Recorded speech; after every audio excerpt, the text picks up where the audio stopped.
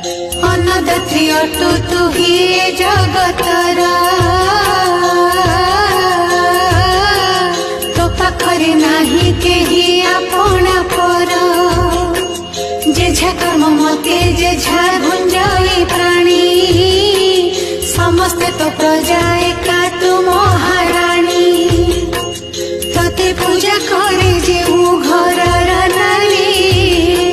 से घरटी होई जाए सरगपुरी तो पूजारे परिवेश हुए निर्मल।